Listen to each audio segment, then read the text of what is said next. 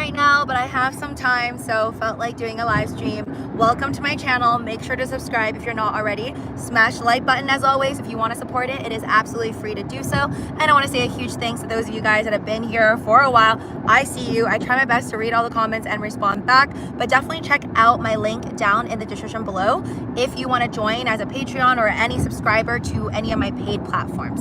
So check that out if you haven't already. And MOOMOO, ROBINHOOD links, all that good stuff down below. So I've been meaning to talk about crypto, I guess, for a while now. It's just been really busy, hence why you see eBay in my title, because that is one of my e-commerce platforms, one of 6 of mine, and it's been taking off. It's been doing really well, so I'm really happy about that. But at the same time, of course, that's going to take some time away from me making videos. But of course, I have time today, so wanted to chat with you guys. We had a pretty rough, I guess, weekend, right? Because yesterday was really scary. Friday wasn't that good. We pretty much had 2 major red days in the crypto market, and we saw Bitcoin dip really hard, and I can tell that a lot of people are freaking out, especially those that bought Bitcoin around $68,000, $69,000. Hi there, Patrick. It's not easy. But I guess I just want to tell you guys like how I feel about it, and I'm not really scared. And this is my title, right? Look at Ethereum 2021. Just go ahead and either right now or after my video, go and look at the all-time chart for Ethereum. You don't even need the all-time chart. Just look at the last 5 years. You can look at 2021 Ethereum. We all know that 2021 November was when Bitcoin and Ethereum pretty much hit their all-time high. Bitcoin hit 69,000 in 2021 of November, and Ethereum had hit like $4,800, right? Like that is the all-time high. No, we have not passed it. But if you take a look at around May-ish, like remember when Dogecoin hit around 75 cents when Elon Musk went to SNL, right? And then it plummeted. That was May. But in May, Ethereum was also really good. Ethereum was around $4,300 around May of 2021, okay? And as always, do your own DD, entertainment purposes only on my channel. So always do your own DD. It's never financial advice here, okay? But if you look at Ethereum 2021 in May, it was like $4,300, and there was a ton of people buying in because they're like, oh my god, it's gonna hit $5,000. And then guess what? It didn't. Okay, then you fast forward and you look at July of 2021, literally around 2 months, around that 2-month span when tons of people already put so much money into Ethereum. What does it do? It drops like below $2,000. Okay, so you can get these major swings in the market. It is so normal now, and I've only lived really through, I wouldn't even call it 2 cycles, because I didn't buy any Bitcoin in 2017. So it's not like I rode the cycle from 2017 down and then bought in 2019 because I knew about it in 2017. I didn't. I actually did not know about crypto at all. I never even heard about it until like 2016. And at the end of 2016, I had a friend that was like, oh, I used to have a lot of Bitcoin and now it's going up, but too bad I don't have it anymore, or else I'd be a multi-millionaire. Actually, he'd probably be a billionaire right now, but whatever. So I really like only got exposed to it by word of mouth through a friend that had already tossed it away at the end of like 2016. And then I heard more about it in 2017, but I still didn't really believe in it. I didn't care to learn about it. I didn't care to read about it, nothing. And now I'm listening to like a billion podcasts every single day. But anyways, we'll talk more about that later and all the stuff that's in my head right now, just and what I plan on doing with all the information that I've been gathering from other people, and they're very different, from very different spectrums of point of views. But yeah, anyways, so I just want to say that if you really look at even just Ethereum as an example, Doge I wouldn't really look at as an example because it's not like anything moved exactly like Doge. With Bitcoin and Ethereum, it's kind of like they kind of move together. It's very likely, I feel like within the same month, both would hit like all-time high, or like at least a new high, or move up together, as you've probably been seeing lately. So I think Ethereum's like a good example to kind of look at and be like, oh, okay, so it's not like straight line up nonstop. That is not really, Ethereum didn't even do that good, but a lot of people obviously bought in, believing that it could hit the old all-time high at least, right? Like 4,800, which I do believe it can happen one day. We just don't know when. But yeah, and then it drops recently to like what, $3,500, and that's a really scary drop. So the crypto is not for the faint heart. It's just not, right? Like, it's, if you can't handle it, what is it? If you can't handle the heat, then stay out of the kitchen, whatever that's saying, right? If you can't handle crypto, if you could not even stomach the fact that like we dropped from all-time high of Bitcoin recently down to, I don't even know, was Bitcoin like 66,000 or something? I don't have any, so I don't really care. But Ethereum I do have, and I've been watching it like a hawk, and I think it just went down to like, let's say 3,000, or it hit below 3,500. Right? Like, sure, that is a lot. It dropped like more than $600. But again, if you've been on this rodeo, you know this is not the beginning, this is not the end, this is just what it does. And I actually see it in a more positive light personally. Like, to me, I remember what happened. Like, I got swooped in with Shiba Inu because it's almost like the market doesn't market, the market doesn't work. The market literally does not work if it was just up, up, up every day. You literally need the market to drop in order for people to want to buy in. Like, I kind of feel bad for myself that I actually bought in on Shiba Inu in 2021 near like basically all-time highs, which is so stupid of me. But again, that wouldn't have happened to me. I wouldn't have become one of those people who bought when I shouldn't have bought, really, if it never dropped. So it's almost like, really, all of these moments, all of these dips that you see in the charts, it's an access point for somebody else who's been waiting on the sidelines, who's literally been drooling at all the gains that everybody else has been getting.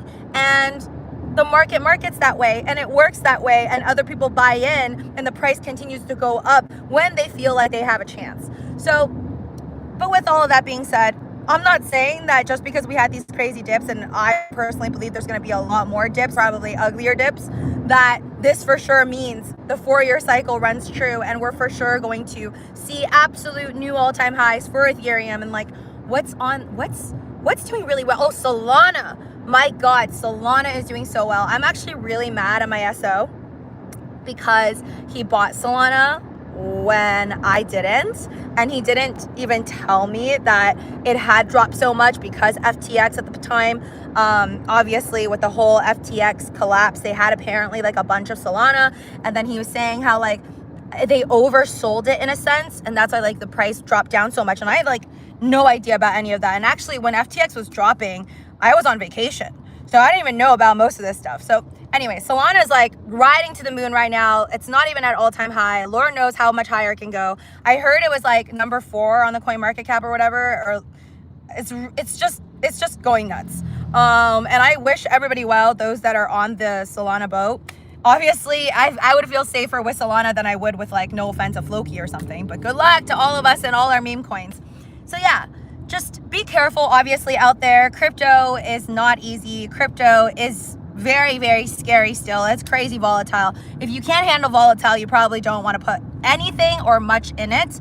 But again, if you believe in diversifying, I personally believe in diversifying, and I need to diversify more actually into stocks and out of crypto, hopefully before the end of 2025. That's my game plan. But again, just based off of everything I've been like listening to, like 10 podcasts a day, and each podcast being like more than 30 minutes, I think it's really funny right now that you have so many people who are clearly biased, a lot of Bitcoin maxis, so many people who are clearly biased, just telling everybody like, it's gonna go up. It's like gonna go up to minimum, like $1 million.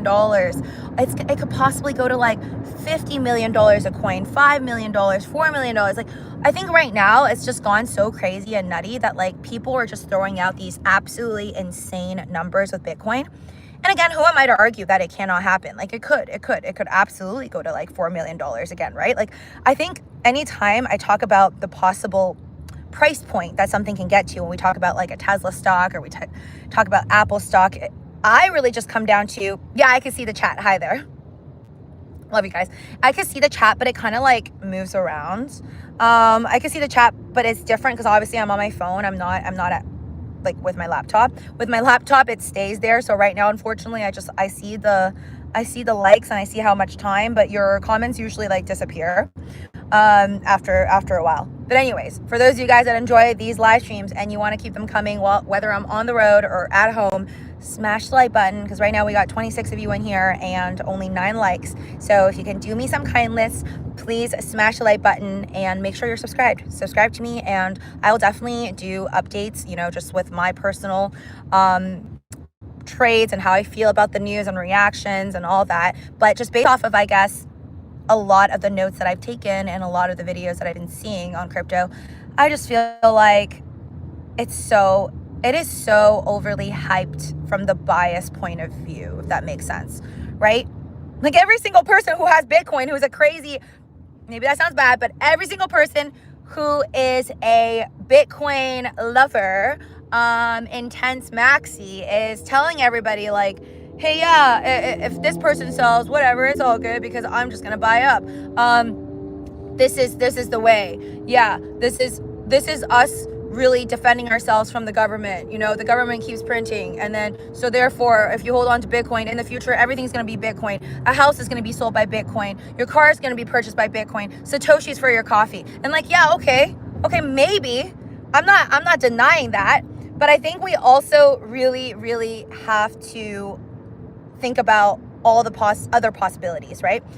We have to play the devil's advocate. No one's gonna do that for you. You really have to play the devil's advocate for yourself. Like, I love Dogecoin. For those of you guys that have been on my channel for a while now, you know I have Doge, I have a lot of meme coins, I have Ethereum, I don't have Bitcoin. I'm nothing against Bitcoin.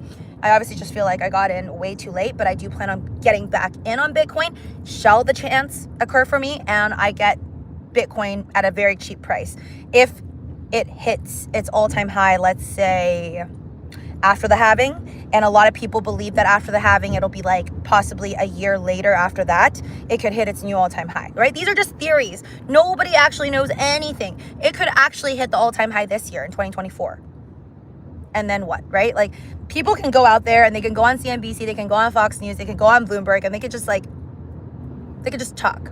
Anyone could talk and they'd be like, not financial advice, right? Even these news channels, they always say, like, at the end there's like a disclosure where like they don't necessarily approve of, you know, what's been said on their channel, and they're not advising you to do anything because they wouldn't dare to advise you to do anything, right? I'm not advising you to do anything either.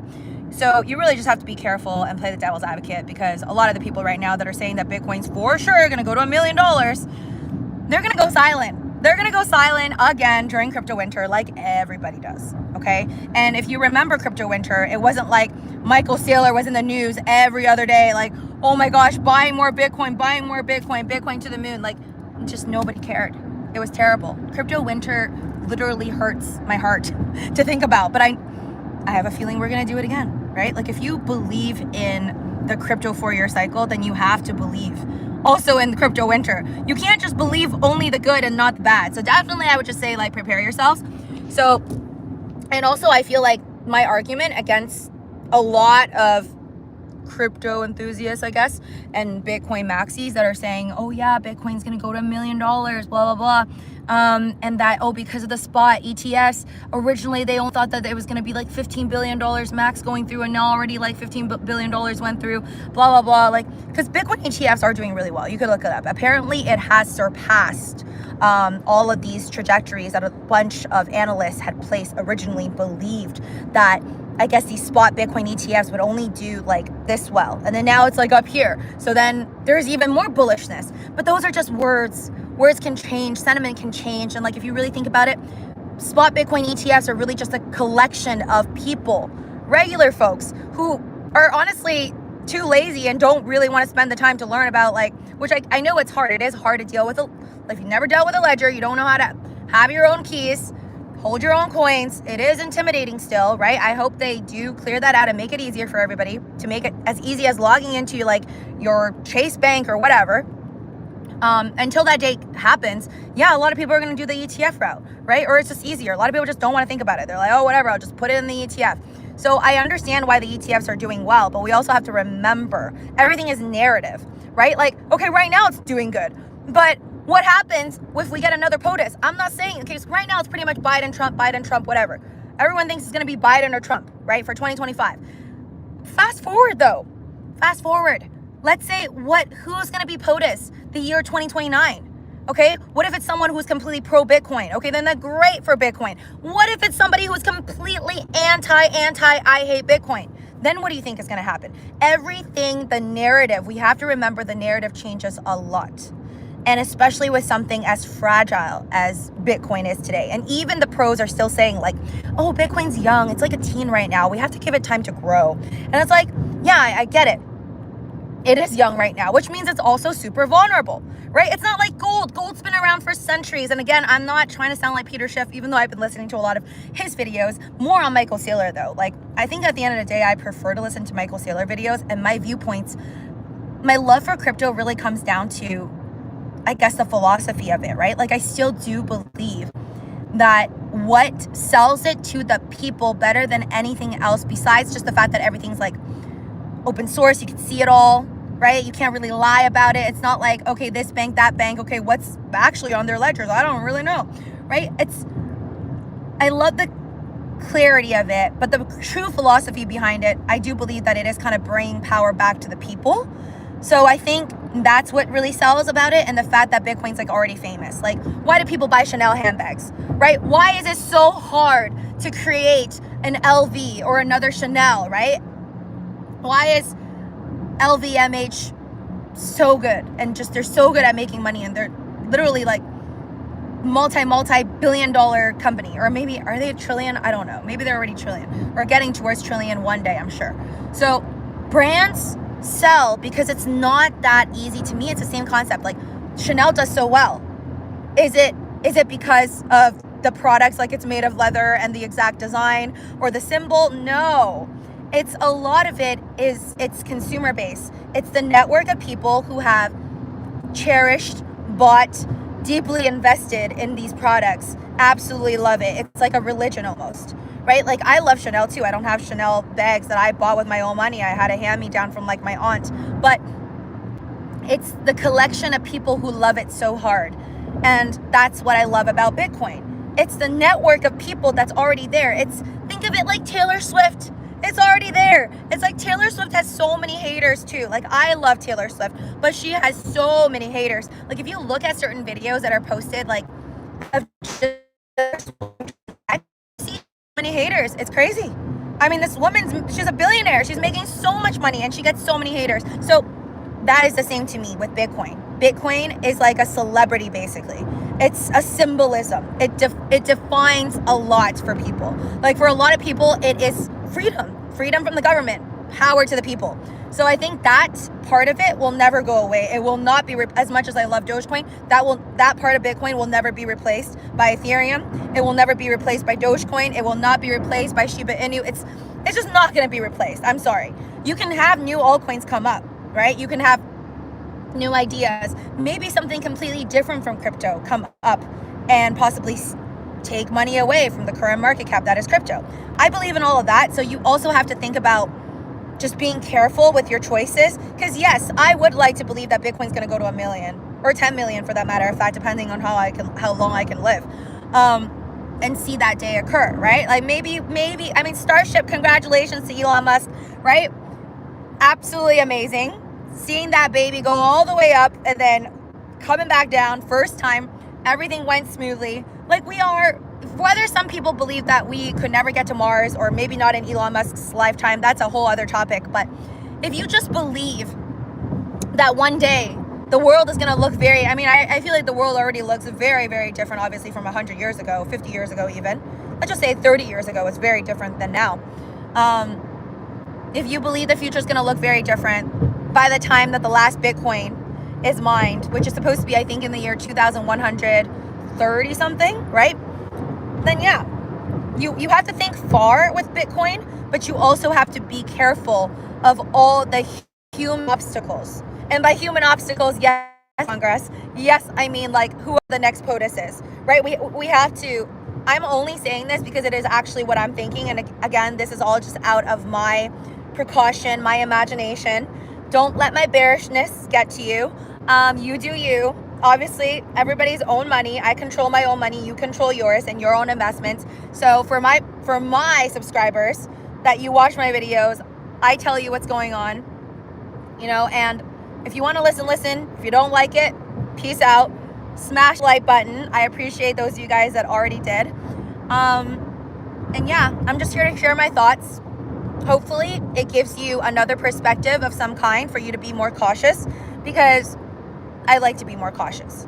Money is not easy to make, and as much as I would like to think that all of this occurred out of my own, risk and reward tolerance, and the fact that I did risk a lot during 2019 and during 2020 to make the purchases that I made, a lot of it to me is still luck.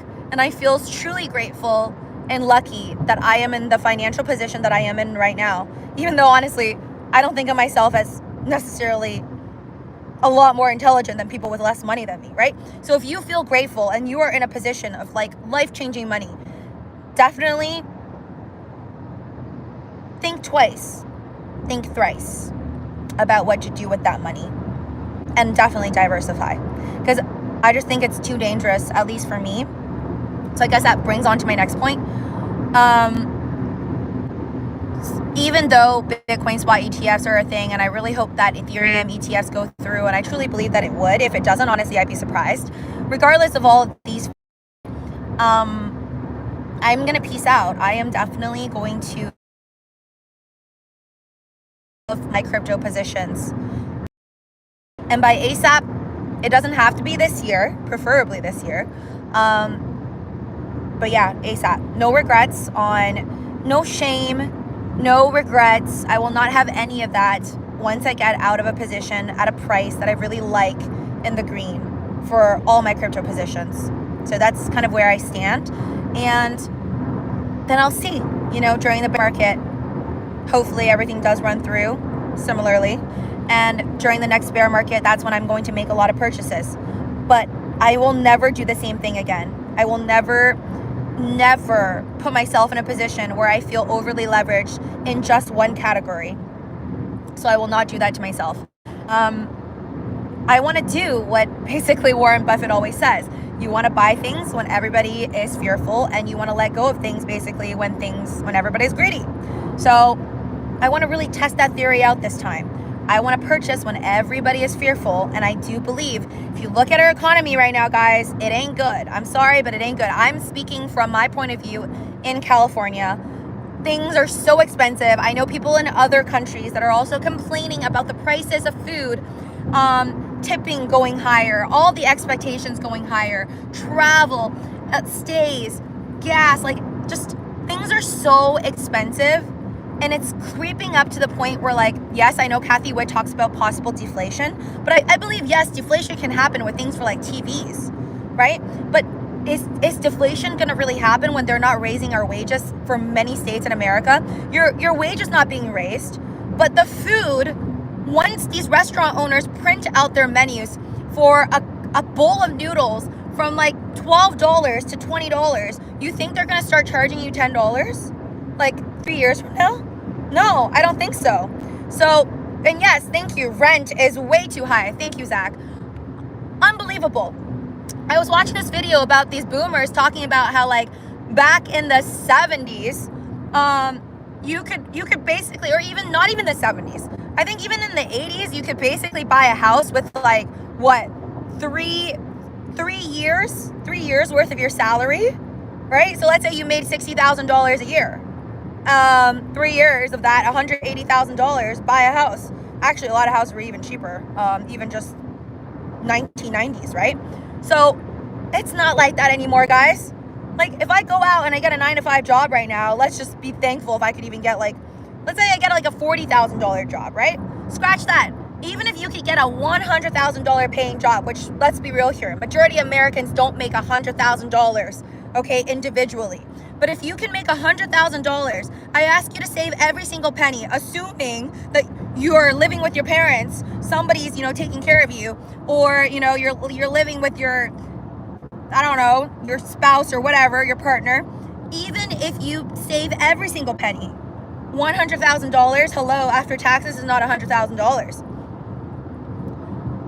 How are you gonna, even if you factor out everything, $100,000 times 3, that's $300,000. That's 3 years. $300,000, good luck buying a house in California. You can't even get a shack here.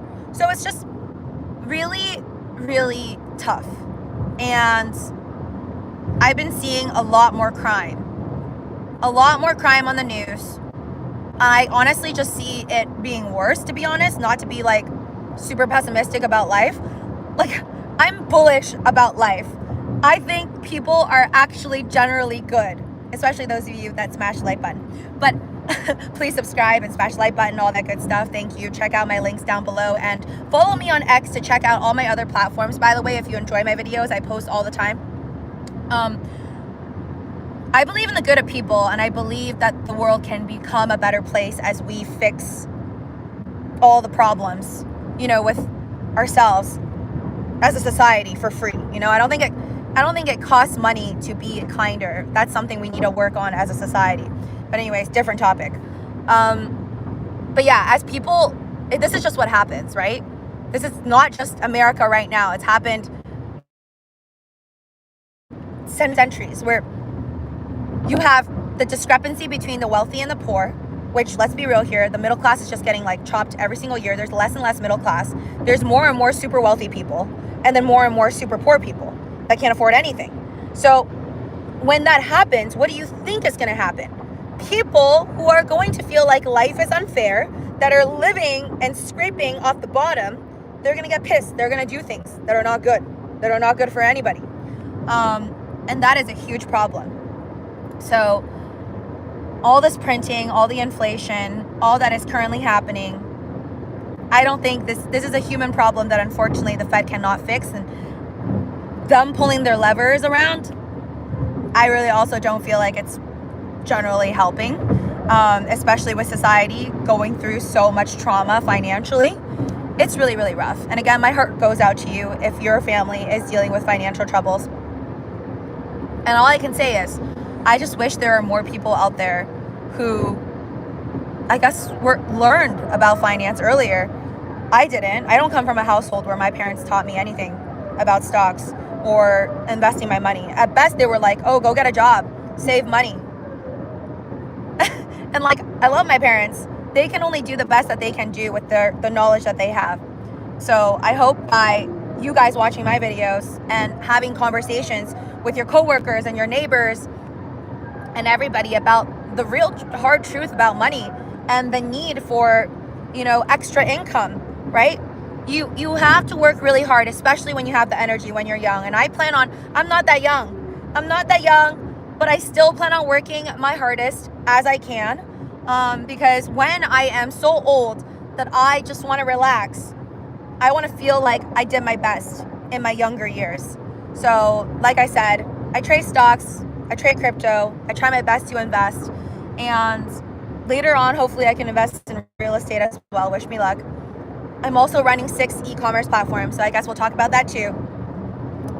With eBay and all my other platforms, even the ones that are not on eBay, it's just sales. It just comes down to sales. It's not easy. It's not easy, but it is hard work, truly pays off. And I want to tell anybody who is interested in starting their own eBay account or your own e-commerce platform, really just do it. Just do it. Don't look back. Try your hardest. I'm not guaranteeing anybody any amazing results, but I really doubted myself for a while before starting. And starting something new is always scary. Starting a new YouTube channel is scary. Starting a new business is scary, right? And then your friends and family might ask you, oh, how is it going? And you might be embarrassed in the beginning if it's not doing well, right? But who cares? Who cares? For me right now, I feel like I'm doing my best by, I don't even share it with people. I don't share it with you guys. I don't share it with my own close friends and family. If they ask me how it's doing, I tell the truth, and honestly, it's doing good.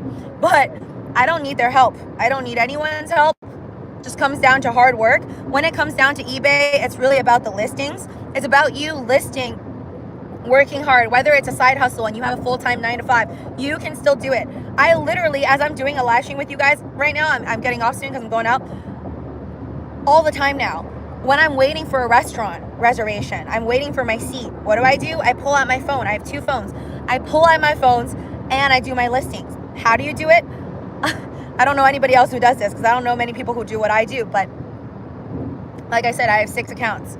I take pictures of my items prior. When I go out and I'm at like Disneyland or I'm at Universal Studios, on my free time waiting for a lineup, I'm not just gonna waste my time and watch other people's TikTok videos, even though I enjoy them sometimes. I'd rather work on my own business. I'll pull up my eBay and I'll start listing stuff, because guess what? I already have the photos in my phone. It's very easy to just write a description. I already know what it is through the photos. You can talk to your customers.